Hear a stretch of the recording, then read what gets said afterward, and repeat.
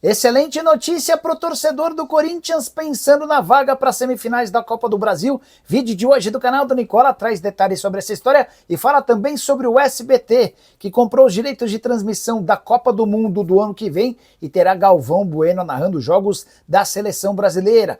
Bora te contar também sobre o Palmeiras, que passou praticamente ileso pela data FIFA. Já o Vasco conseguiu se livrar de um dos atletas que não faziam parte dos planos de Fernando Diniz. Lamine Yamal, grande craque do Barcelona, quase foi parar no Bayern de Munique. Falo também sobre o Santos. Miguelito correu enorme risco de ser deportado, jogador que inclusive fez o gol da seleção boliviana na vitória contra o Brasil. Tem ainda as últimas do Galo, do Grêmio, mercado, bastidores, finanças e muito mais.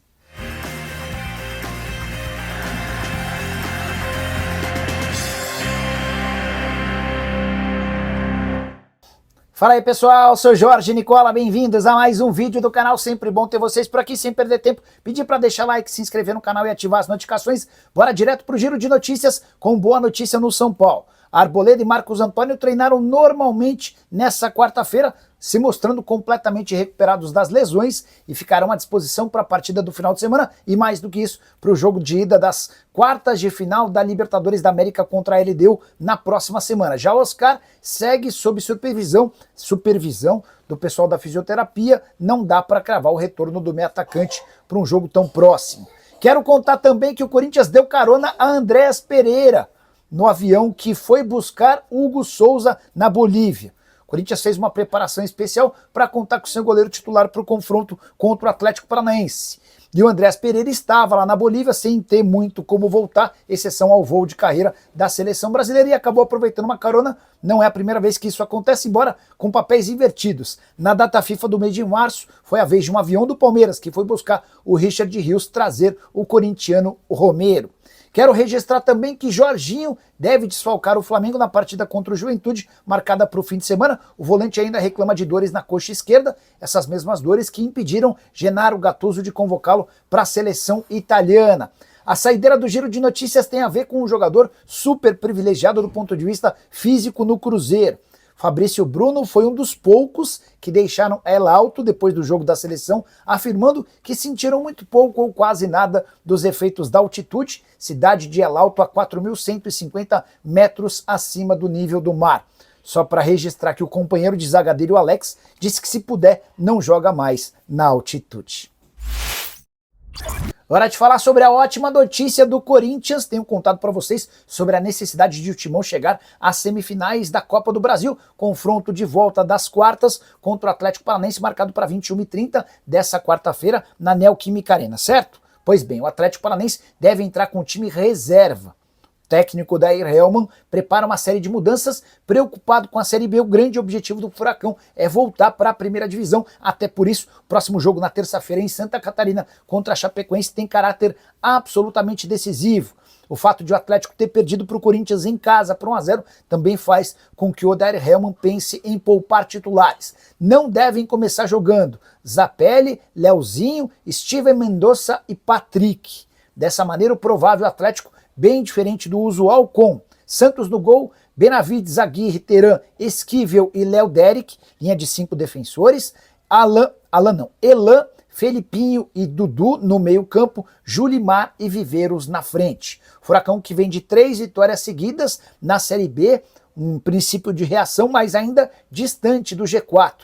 Hoje, o Atlético ocupa a 8ª colocação com 5 pontos de desvantagem em relação aos 4 primeiros. E é pensando exatamente nessa novidade de um Atlético Paranaense bastante modificado que eu queria deixar uma sugestão para você na mais antiga parceira do canal do Nicola. Que tal clicar no link do comentário fixo ou da descrição do vídeo, fazer seu cadastro, logo depois é só clicar na vitória do Corinthians com cotação bem legal.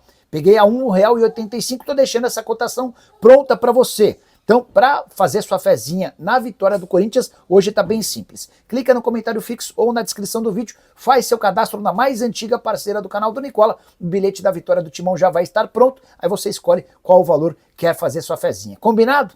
Bora falar agora sobre o Grêmio, que fechou a janela de transferências da metade do ano com 8 contratações. Alguns clubes nem chegaram a contratar atletas. Corinthians, por exemplo, fez uma única aquisição. Os reforços do Grêmio: William, meia atacante. Enzo, lateral. Marcos Rocha, também lateral. William, jogador do Cruzeiro, outro lateral. Arthur, volante. Esse veio da Juventus, talvez a principal contratação gremista em bastante tempo. Balbuena, zagueiro. Alex Santana, meio-campista, além de Eric Noriega, volantes. A expectativa do Grêmio é que com quase todo um time de reforços, o tricolor possa sair o mais rápido possível de qualquer briga contra o rebaixamento para terminar o ano com calma e eventualmente classificado para uma competição sul-americana. É de se imaginar que até pelo nível de reforços, a vaga na Sul-Americana seja algo plausível. Se tudo desse muito certo, o Grêmio talvez pudesse sonhar até com algo maior, ou você pensa diferente, já usa o espaço para comentário e registra que nota você dá para esse pacotão de reforços do tricolor e qual desses atletas você imagina que fará mais sucesso. Hora de falar sobre o Clube Atlético Mineiro. O Galo recusou sondagem por Coelho, um dos principais jogadores do time, atacante argentino de 25 anos de idade. O interessado era o Besiktas e o Atlético nem permitiu que esse interesse se transformasse numa proposta, deixando bem claro que o Coelho faz parte dos planos e não será negociado. Atleta que desde que foi contratado junto ao Atlético Paranaense soma 38 jogos com 6 gols e 6 assistências, era peça fundamental no time de Cuca. E a curiosidade é que o Coelho chegou bem mais barato do que vários outros reforços para a posição, mas acabou se tornando referência do time. Bora falar agora sobre Miguelito com uma história curiosa e exclusiva. O autor do gol da vitória da seleção boliviana contra o Brasil nessa terça-feira quase foi deportado do nosso país. Tudo aconteceu em 2020, quando ele já era atleta das categorias de base do Santos. O Orlando Rolo, assim que assumiu a presidência do Santos, pediu para que o pessoal do departamento de base apresentasse para ele todos os principais jogadores e aqueles jogadores de mais destaque. Foi aí que falaram, ó, Rolo, temos aqui um chinês e um boliviano. O Rolo pediu mais referências e decidiu ir assistir a um treino desses dois atletas. Ele ficou muito incomodado com a falta de qualidade do chinês, que se chamava Tiao, e decidiu rescindir o contrato do atleta. Ele havia sido contratado por um presidente anterior numa parceria com uma federação chinesa. Já em relação ao Miguelito, houve a percepção de que tratava-se de um craque. Ele já tinha até a referência do pessoal da base sobre essa impressão. O grande problema é que na oportunidade o Miguelito estava irregular no Brasil. Ele, como atleta estrangeiro com menos de 18 anos de idade, precisaria estar acompanhado de um ou dos dois pais, algo que não acontecia. Quando o Rolo tomou conhecimento, ficou assustado. O cara que é da polícia, enfim, pensou na possibilidade de o Santos levar uma punição séria, severa. Foi aí que ele optou por acionar o departamento jurídico e fazer um ofício para a Polícia Federal, para a Vara da Infância e Juventude, além de acionar o Conselho Tutelar. A partir daí, com todas essas autoridades avisadas, o Santos se comprometeu a fazer um pagamento para que familiares do Miguelito se revezassem ficando com o atleta em Santos. O resto da história todo mundo conhece. O Miguelito não conseguiu despontar com a camisa do Peixe, mas foi emprestado para o América, onde vai bem, mas a fase onde ele joga mesmo muito bem é com a camisa da seleção boliviana, artilheiro do time nas eliminatórias e o grande responsável por colocar a equipe boliviana na fase de repescagem da Copa do Mundo. A Bolívia que não disputa uma competição de Copa do Mundo desde 1994. Quero falar agora sobre Lamine Yamal, a grande joia do Barcelona e da seleção espanhola, quase virou reforço do Bayern de Munique. Isso aconteceu em 2022, quando um diretor esportivo do clube alemão chegou a viajar à Espanha. A ideia era contratar o Lamine Yamal e o Gavi. As negociações bastante avançadas com um empresário chamado Ivan de la Peña. Só que ele não contava que os dois jogadores optassem por uma troca de empresários. A partir daí eles passaram a ser representados por Jorge Mendes, um empresário português bastante conhecido e um dos mais famosos do mundo. Jorge Mendes disse que o Lamine Yamal só sairia do Barcelona a um custo de 5 milhões de euros. E essa grana era apenas para o atleta e para os representantes. O Bayern de Munique, entendeu essa pedida como muito alta para um atleta que ainda era. Já se tratava de uma promessa, mas estava longe de se tornar uma realidade. Tenho certeza absoluta que o Bayern deve ter se arrependido dessa economia, porque hoje Lamine Yamal vale até com alguma folga pelo menos 150 milhões de euros. Ou você acha que o valor ficou baixo? Usa o espaço para comentar e registra que valor você daria para o meio atacante, para o atacante espanhol de enorme qualidade e talvez o grande responsável por fazer do Barcelona e da seleção espanhola favoritos nas competições que disputam.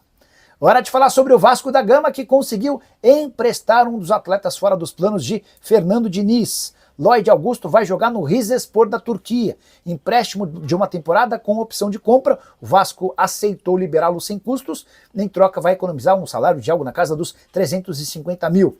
O angolano já viajou e vai passar por exames para dar tempo de ser inscrito antes do fechamento da janela na Turquia. Na passagem pelo Vasco, só 18 jogos, nenhum gol e nenhuma assistência, um dos piores negócios feitos recentemente pelo Cruz Maltino. Investimento de 2,5 milhões de euros junto ao Alanyaspor.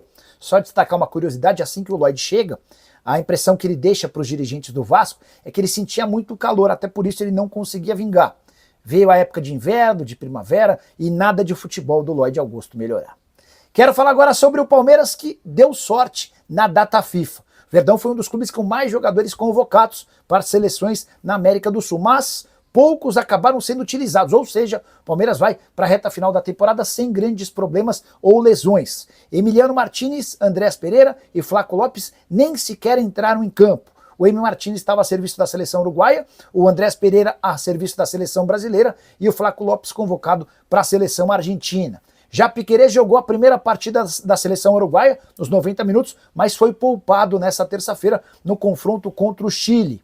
Gustavo Gomes e Ramon Sosa, esses sim foram mais aproveitados. Gustavo Gomes foi titular nos 2 jogos do Paraguai que voltou a uma Copa do Mundo depois de 16 temporadas. Já Ramon Sosa atuou por 167 minutos, Palmeiras que já tem de volta Abel Ferreira e se prepara para o Campeonato Brasileiro e também para a Libertadores a partir da semana que vem, confrontos contra o River Plate nas quartas de final.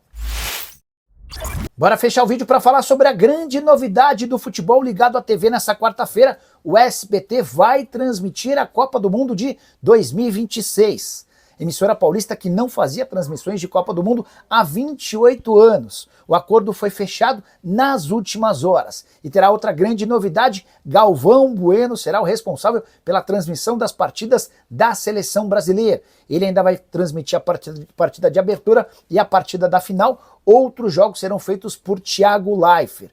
Duas ex-personalidades da Globo, agora ligadas no SBT. Importante registrar também que falta apenas a assinatura do contrato entre o SBT e a Live Mode, responsável pelos direitos de transmissão. Dessa maneira, dá para dizer que a próxima Copa do Mundo terá transmissões no SBT, na Globo e na Cazé TV.